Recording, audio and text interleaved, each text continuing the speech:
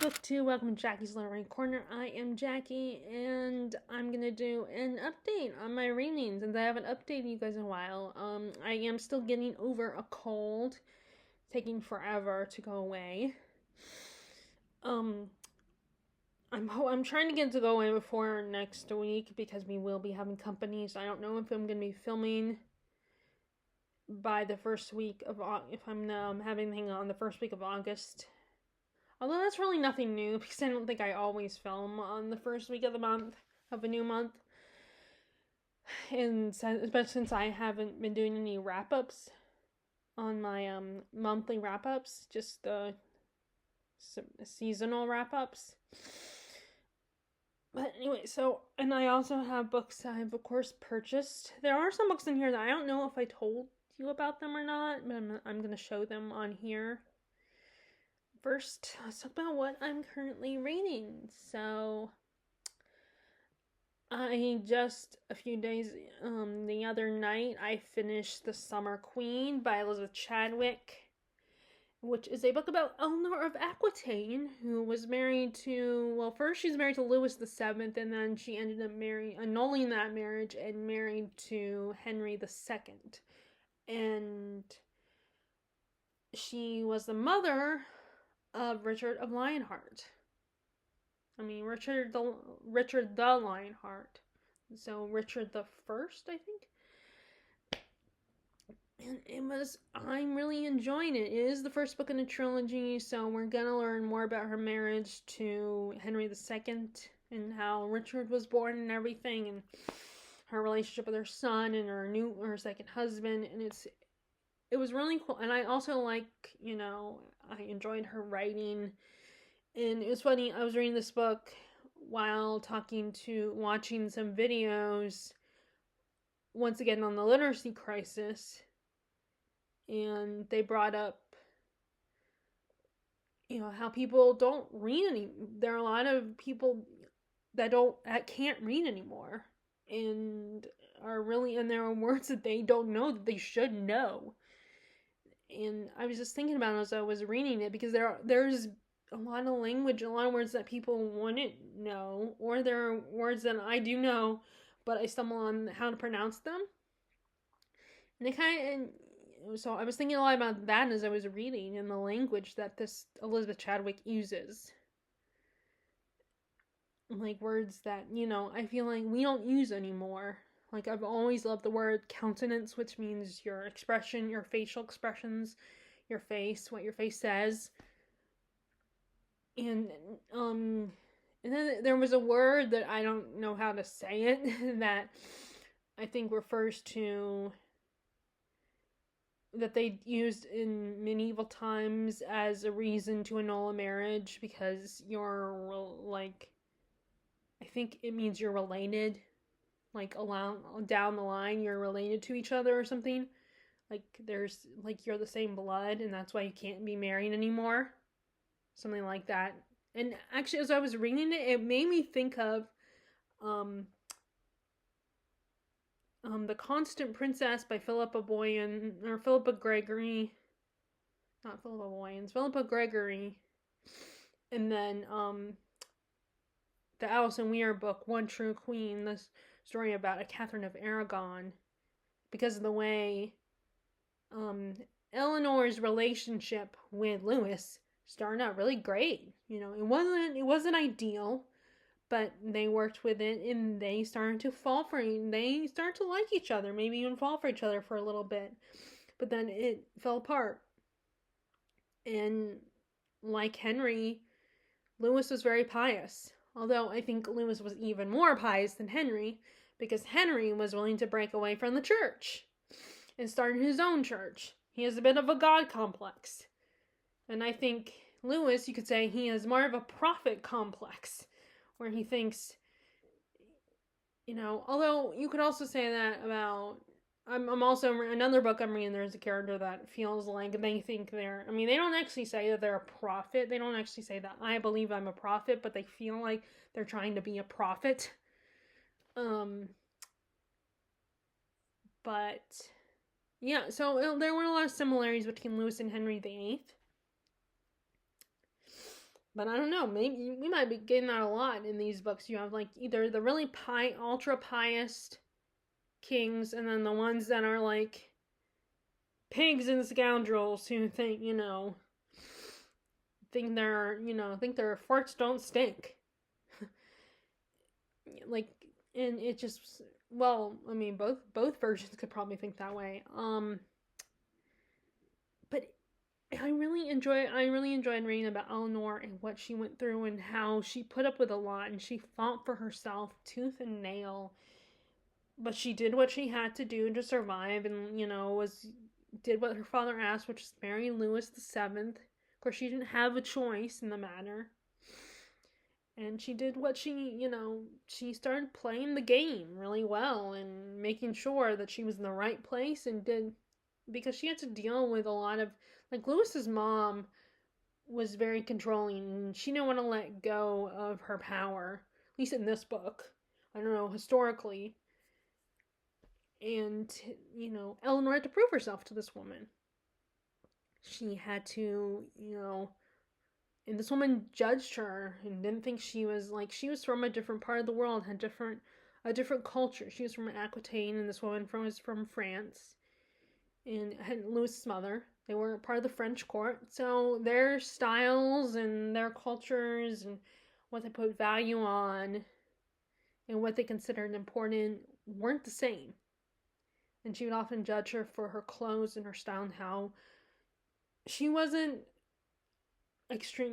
super pious, but she did believe in God and had faith, of course. And I mean, eventually, sadly, Louis started to think that she, was trying to manipulate him. In a way, she was, to get her, because she had her own kingdom, her own land she wanted to rule and protect and she was a guardian of Aquitaine and didn't want Louis to take it out from under her.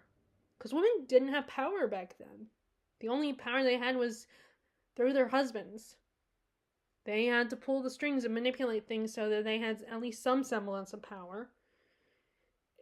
It's really sad what women had to do, I mean, thankfully we have a lot more freedom and have a lot more power. I mean, there's still sexism in the world, sadly. Women are still treated like second-class citizens, but it's not as bad as it would have been, as it was before, women got their rights. So that, like I said, there's 2 more books in that series that I got to read. One is The Autumn Throne and something Winter, I think, is the other one. The Autumn Crown and the Winter Throne, maybe that's what it is. But I don't know when I'll get to those. I'm going to get to those soon, but I will probably have to order them off of Thrift Books unless they appear at some point at the Outpost Bookshop. I don't know. I mean, there's always a chance. But, I will probably have to get them off of Thrift Books. And, and yes, Amazon's an option too, so. Anyway, I am almost done with Writers and Lovers by Lily King. And I think I showed you guys, I got her book Euphoria. And then there's another, I wonder if it says it in here in the back of this, because sometimes I listen to authors' other work back here. Okay, it doesn't say. It should say in the front.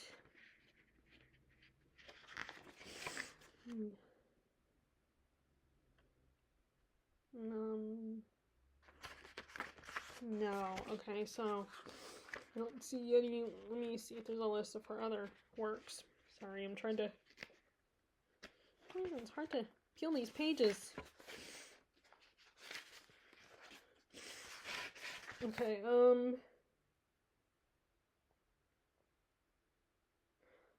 Father of the Rain, I think was the one, or it might be the English teacher, or I'm trying to remember which other one I saw at the bookstore, at the independent books, at the country bookshop. It might have been Father of the Rain. I don't know. Either or. Okay, it had to be either The Pleasing Hour, The English Teacher, or Father of the Rain. It might have been Pleasing Hour. I can picture the cover. It's a very old, like, it's also a shade of pink, but it looks like that more closer to sepia pink, like very faded, like maybe mauve color. And there's a barn, and it's like a farm setting. That's what the cover looks like, but I cannot remember which title it was at the country bookshop. But I decided to get Euphoria that day instead, so I'm gonna read that one next. Like, I'm trying to get all these done before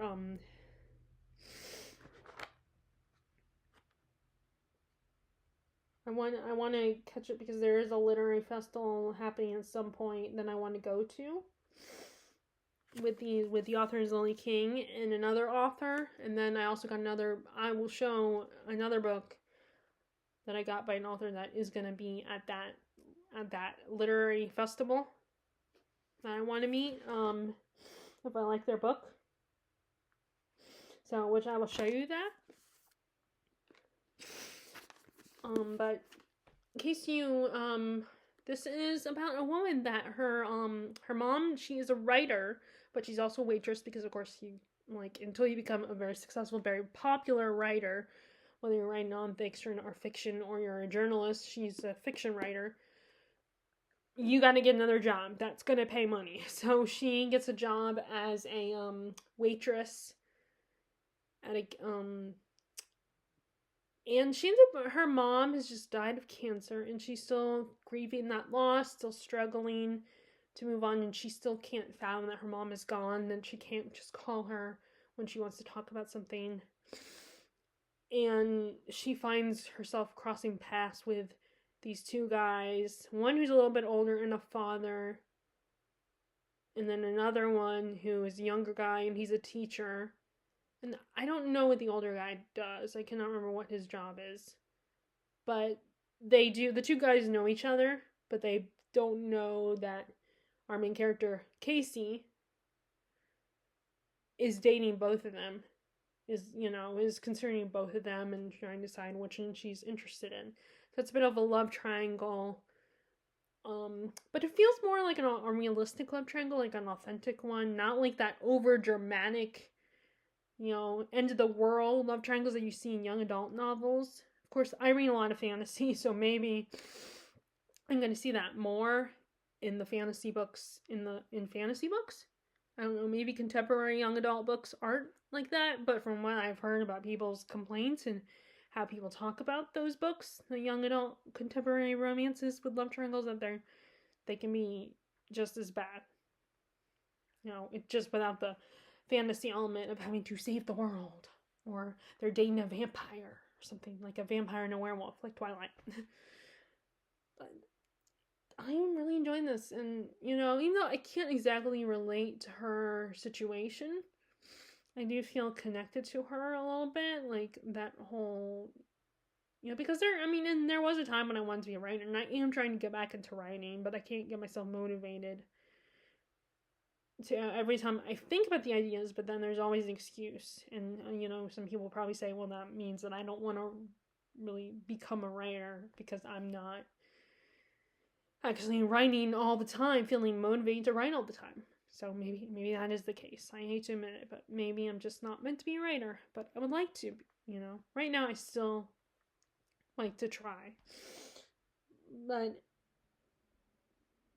I'm also have not been, I've never really dated anyone, so I haven't been in her situation romantically. And luckily my parents are both alive, but I do think about, one day they're not going to be, and I'm going to be on my own, and it's always been me and my parents, And it's just, I do have a sister, like she has a brother. But it's a very, it's kind of bittersweet, the story. Because, she's dealing with her grief. She's trying to cope with it and have a normal life. And that is a struggle for her. So I'm really enjoying this so far. I'm pretty much almost done. I only have a little bit left to go, and I'm trying to get it done today.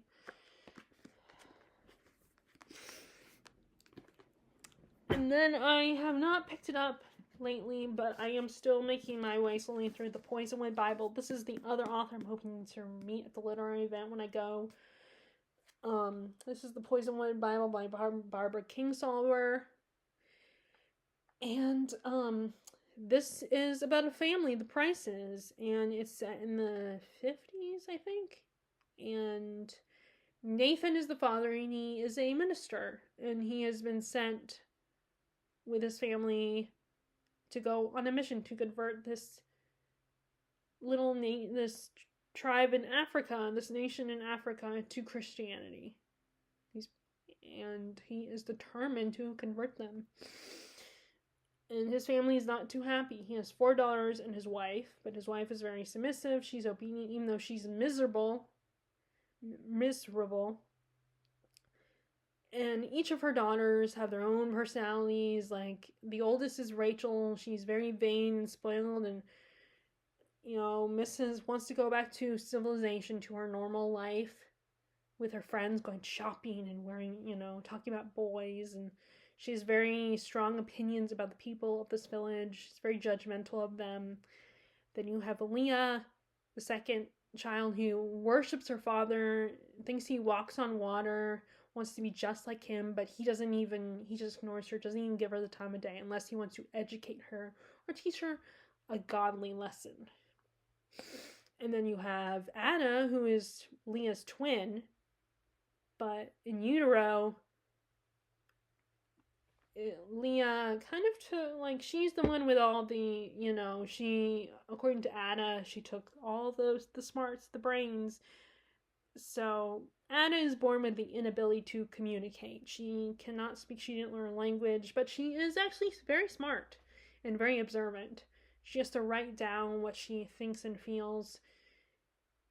And then you have little Ruth May, who's 6, and she just doesn't, she's at that age, of course, where mom and dad know everything, and they're so wise, and I gotta do what they say, and she doesn't know any better. There's a lot of things that she doesn't understand because she is so young and vulnerable, and she just likes to play, and, she'll do what her parents say, unless, they tell her, unless, there's consequences if she doesn't listen to them. And the whole book is told from the mom's perspective and the 4 daughters. And it's so interesting because, I always like reading about religious zealots and trying to understand them and why they think that their way is the only way to worship and praise, and they're so controlling, and they think God is on their side, and maybe he is. I don't know, honestly.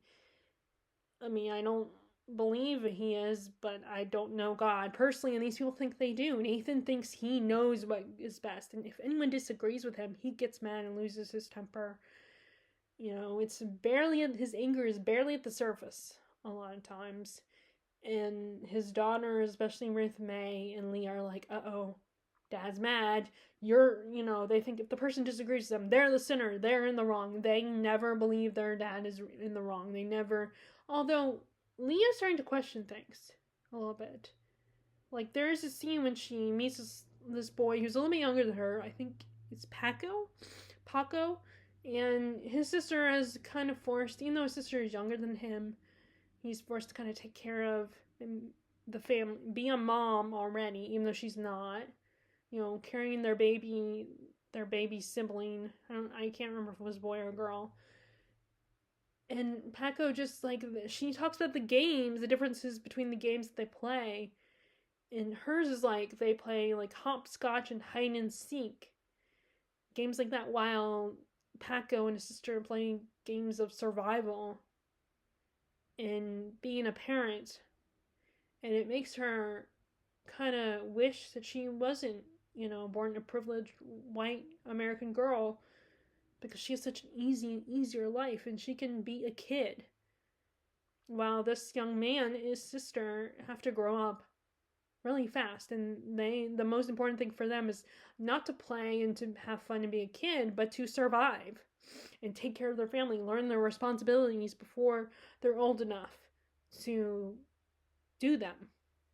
And it's heartbreaking. So I think eventually by the end of the story, she's going to start to, she might still have mixed feelings about her dad, but I think she's going to start to realize that, oh, maybe my dad's not right, or maybe my dad is too controlling. And I think it's going to come to where his things are going to snap for Nathan. And I feel so bad for their mom, Orleana. I don't know how to say her name. Because she's just such a good person, such a kind and loving mother, and wants her kids to take care of, and wants her kids to have a happy, contented life. You know, and she worries when they're going on this trip, she's worried about their material things that they might need, even if they're not like the most important things, or, you know, there's things that they won't have access to. And Nathan is constantly rolling his eyes, and whenever he can't get mad at the real person that questions him, he gets mad at her. She gets blamed if she's in the line of fire constantly with him. And he belittles her and dismisses her, laughs at her when she worries about things like, you know, a beautiful porcelain plate. You know, if she's worried that it accidentally breaks, he's like, it's just a stupid plate. You know, why do you care about that? And it's just, and he's all about educating women and telling them what to think. And he doesn't want his daughters to go away to college. He's like, there's no point to it. There's no point in educating a woman. He doesn't want them to go to college. I can't remember the phrase he uses, like putting water in a shoe or something like that. And just, in the other words, like, it's just gonna go in one ear and go out the other. Like, it's pointless to educate women, to send them to college. They don't need to be educated. The only education they need is to read the Bible, which, you know, as a Christian, of course I do, you know, think that reading the Bible is important, but I don't think it's the end all be all. Like, I think you can there's other things to learn in the world. The world isn't, you know, just made up of Christians. But this is very enlightening, and, you know, it shows the dark side of Christianity, like how people can take it to the extreme, and they just can't accept the possibility at all. There's other religions, other people that believe other things, and it doesn't mean that it's the devil's work. It just means and how do we know that it's not all God? How do we know it's not all one thing? You know, we don't know that. We don't know everything. We may think we do, but we don't. You know, we can't entirely understand it until we all, you know, die and go to heaven. If you believe in that. I know not everybody believes in that. There was one other thing I wanted to talk about, but I cannot remember what it was. Well, anyway. Yeah, well, I wish I could remember what it was I wanted to talk to you guys about this book. But anyway, I'm really liking it. I'm liking it better the second time, because I did attempt this one once before and I just was not in the mood. And I think it's one of these things where, like, I'm starting to listen to Currently Reading again. Their podcast, currently reading podcast, and they were talking about there are sometimes books that just, it's not the time for a book. It's not the right mood. And now I think that's what happened with this book. At the time when I first attempted it, wasn't the time, and now it is. And I rebought, and it's good that I have a used bookstore near me, so I'm not spending that much on some of these books that I come back to if I, you know, got rid of it and wanted to come back to it. Okay, so that is the Poisonwood Bible. I'm gonna get back to Writers and Lovers after I'm done filming, and then come back to this today as well. Okay, now let's show you what my most recent purchases. Okay, so we have this, The Brothers, The Saga of the Richest Family in Japan by Leslie Downer. And I couldn't tell you, this doesn't have a description on the back of what it's about. I believe it's nonfiction. It's an actual two brothers. I read I looked it up on Goodreads because, of course, I know I try not to go on Goodreads too much and rely on, like, especially, I've been thinking that a lot lately, trying not to look at Goodreads and rely on the reviews on Goodreads. But sometimes it does help to look at them to narrow down, because I'm not gonna buy, like, even at the used bookstore, I'm not gonna buy, like, more than 4 books. So, and there are days when I'll get lucky and find multiple books to purchase. And sometimes I will look at those reviews to narrow it down. And I know, like, the booksellers there have told me, oh, why didn't you read the first chapter? And I don't know, I don't like doing that, That, maybe it's lazy and I don't want to take the time to do that. I just rather look at the reviews. And maybe it would be more sensible to read the first chapter and decide that, so I can decide for myself. But I guess maybe because I don't want to read, like, 5 or 6 first chapters. So I explained this because I read the description of what this is about in Goodreads, I think. But I don't remember what it said. But anyway, I think it's, a drama. Like, it might be brothers on the opposite sides of the, of the legal system or something. Something like that, I don't know. But it said Japan, a family saga about brothers in Japan. So, and right now I'm very interested in Japan and learning more about the culture and its history. Slowly. And so I grabbed this as soon as I saw it's about a family saga in Japan. I grabbed it and ended up buying it. So that's that one. And then this is one I got from Books A Million. This is another Barbara Kingsolver book, Flight Behavior. And this one actually has a description, so I'm going to read it to you. Della Robbia Turnbow is a restless farm wife who gave up her own plans when she accidentally became pregnant at 17. Now, after a decade of domestic disharmony on a family farm, she seeks momentary escape through an obsessive flirtation with a younger man. She hikes up a mountain road behind her house toward a secret trias, but instead encounters a shocking sight. A silent forested valley filled with what looks like a lake of fire. She can only understand it as a cautionary miracle, but sparks a raft of other explanations from scientists, religious leaders, and the media. The bewildering emergency draws rural farmers into an unexpected acquaintance with urban journalists, opportunists, sightseers, and a striking biologist with his own stake in the outcome. As the community lines up to judge the woman and her miracle, Della Robbia confronts her family, her church, her dad, and a larger world, in a flight towards truth that could undo all she has ever believed. And as I'm reading that description, I wonder if I already filmed one of my videos. I already talked about this book, so I apologize.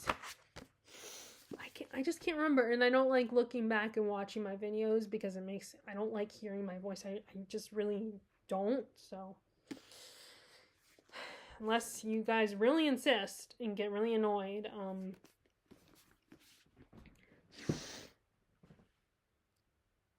okay, so then we have,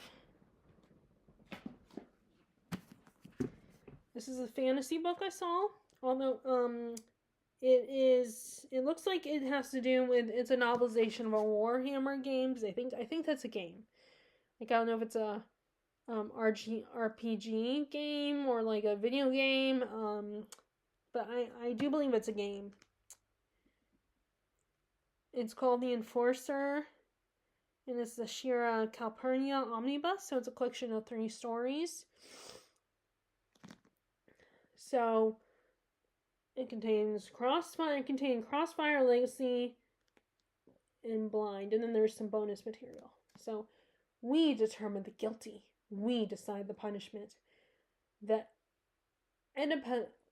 Adeptus Arbites are responsible for enforcing imperial law across the Imperium, and Shira Calpurnia is a newly assigned officer to the division. She patrols the fortress system of Hydrafur, the home of the vast Imperial war fleets, which dock, ream, and repair an endless cycle of conflict. But Shira Calpurnia soon finds herself in the thick of action. Her investigations lead her along the trails of corruption, behind assassination attempts, vicious greed over an ancient charter, and encounters with psychers, and murderers. So it just sounded really cool and really exciting. So there's that. Okay, and then we have. So the other day, there was a sale for buy at BJ's for buy 2 books, 2 hardback books, you get a discount. So I picked 2 hardbacks, and luckily there were some because BJ's is not a book sale place, and it's just a table with a bunch of books on it. It's kind of like the mainstream popular stuff. It's not anything, the bestsellers and stuff like that. So there's not necessarily going to be there might be Sarah J. Maasner or something, but if it just came out. And there's also, it's divided into the regular adult section, the kids section. So, and there's a small little young adult section, but it's not anything, it's not a huge collection, it doesn't have a lot of variety, but I was able to find 2 hardback books. In fact, sometimes the hardback books are the ones I'm more interested in, but I try not to get hardback books that often. But these are a decent size, like Stephen King book in hardback I'm not gonna get. I do still have some Stephen King books because they were the ones at the Outpost bookshop that were available, so I bought them, but ideally, I try not to get too much hardback books. Okay, so I kept looking at this one, Between Two Fires, an epic tale of medieval horror. Christopher Bullaman. This is the author of The Black-Tongued Thief, which I have not read. I have looked at it, and I thought about it. So we'll start with this book by him, and then maybe I'll get that one if I like it. I know not everybody liked it. I remember watching the other day, I watched the Library of Viking do a video about, it's a series of videos that he's been doing lately where he talks about fantasy books that were popular at one point, but then they've fizzled out, and Black-Tongued Thief was on that list.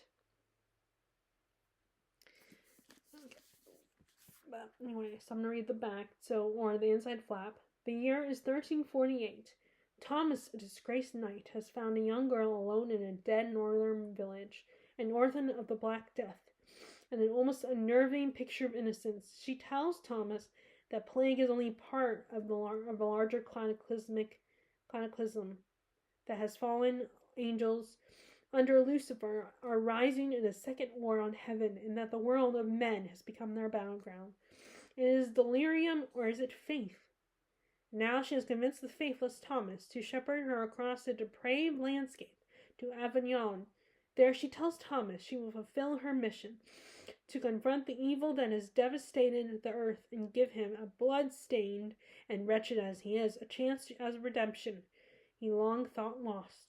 As hell unleashes its wrath, and as the true nature of the girl is revealed, Thomas will find himself on a macabre battleground of angels and demons, saints, and the risen dead, and in the midst of a desperate struggle for nothing less than the soul of man.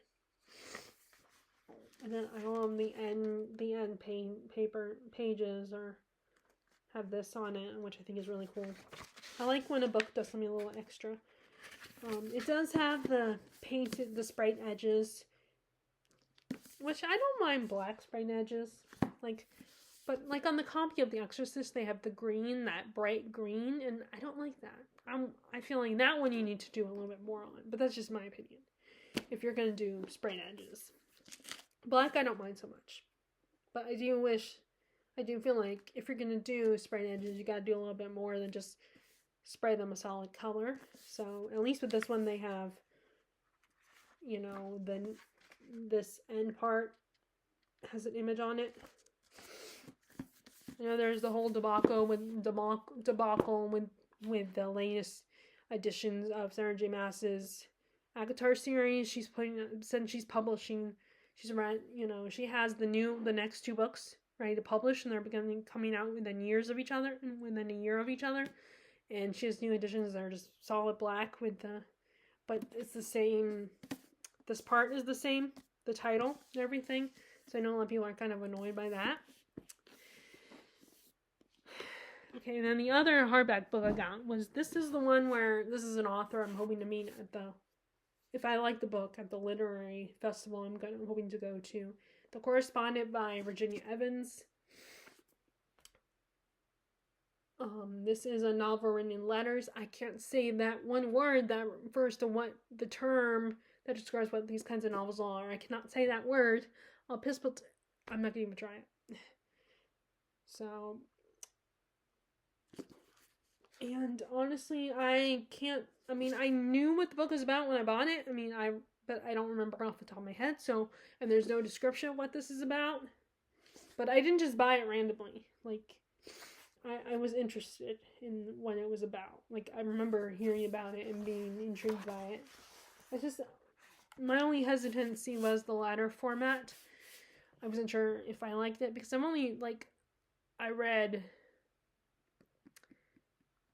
think it depends on what it's about. Because there is, I do want to read the letters exchange between John and Abigail Adams. I have that in the Penguin. And then I also have in Penguin that I bought when my mom and I went to the Van Gogh exhibit. I bought a biography on Van Gogh. And then I also bought the letters exchanged between him and his brother Theo in the Penguin edition.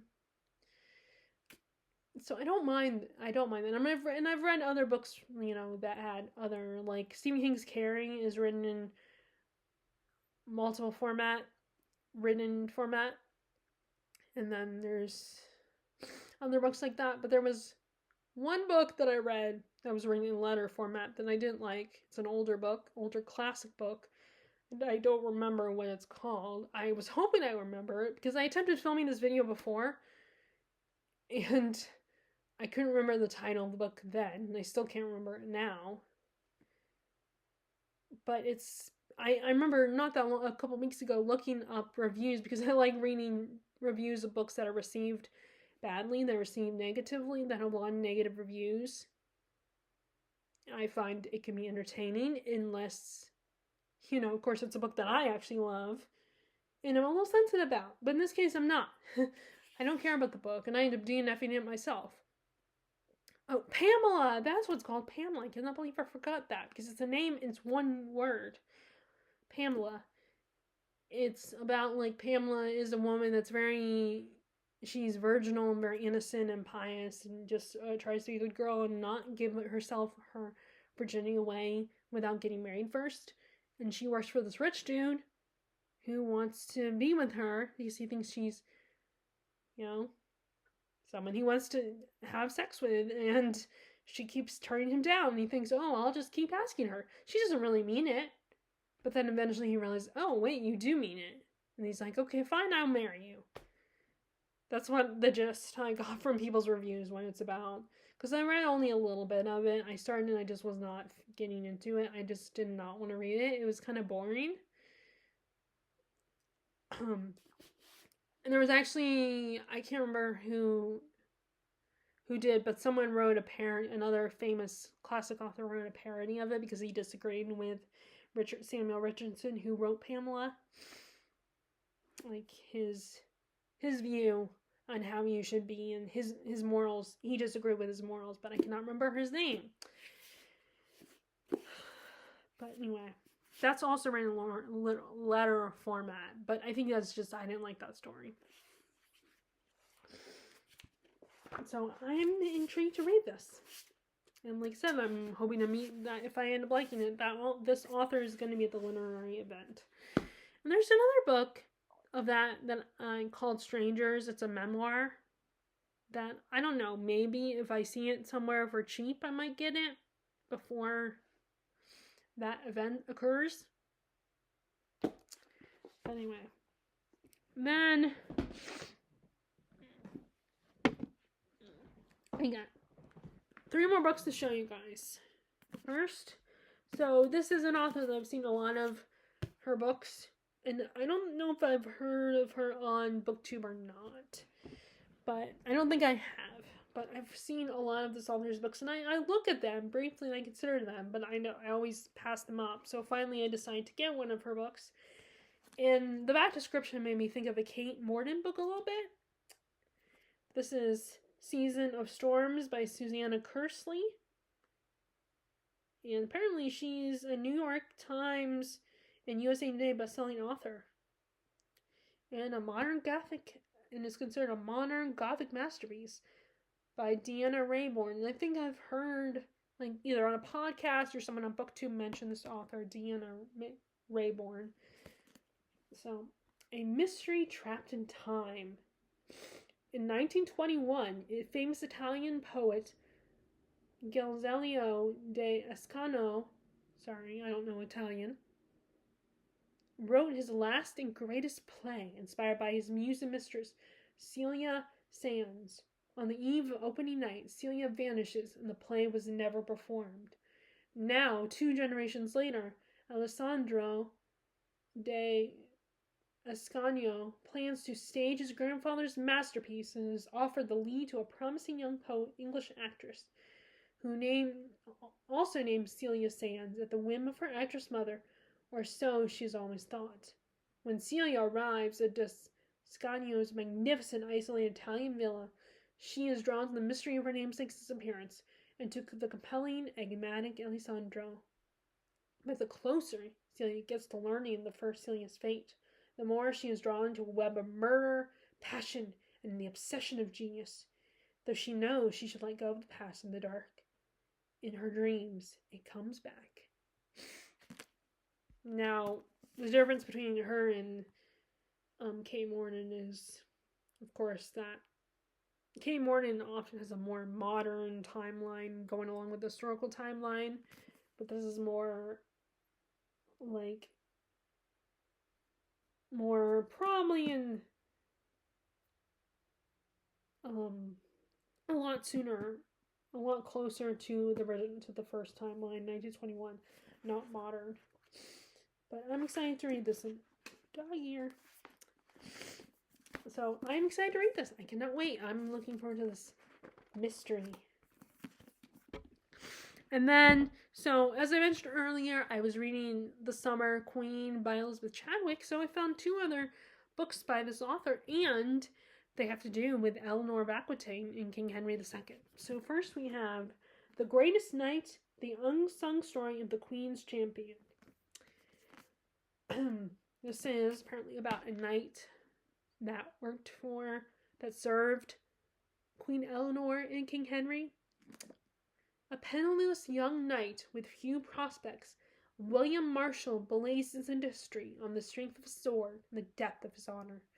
Marshall's integrity sets him apart in the turbulent court of Henry II and Eleanor of Aquitaine, bringing fame in the promise of a wealthy heiress, as well as enemies eager to plot his downfall. Elizabeth Chadwick has crafted a spellbinding tale about a forgotten hero, an ancestor of George Washington, and an architect of the Magna Carta and the legend of chivalry, the greatest knight of the Middle Ages. And then I picked up this one by Elizabeth Chadwick, not just because it was by Elizabeth Chadwick, but To Defy a King is about the daughter of this guy, of this knight, this William Marshall.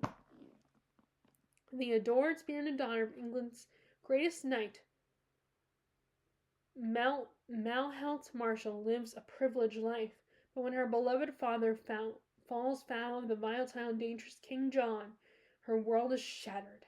The king takes her brothers hostage, and Malhealth's planned marriage to Hugh Bygod, son of the Earl of Norfolk, takes place sooner than she expected. Malhealth and Hugh come to care for each other deeply, but Hugh's strict father clashes with the rebellious Malhealth when more harsh demands from King John threatens to tear the couple's lives apart. Malhealth finds herself facing her worst fears, alone, not knowing if she or her marriage will survive. A brilliant story of a vibrant woman in a tyrant world to defy a king is another impeccably researched masterpiece from a beloved author. So obviously I added this one because it was, in a way, the sequel to this one. So that's what I got for you guys. I hope you all are enjoying whatever you're reading. I apologize for my voice. Like I said, I'm getting over a cold, so I'm still very nasally. I was worried about filming this, and I was tempted to wait because I didn't want to.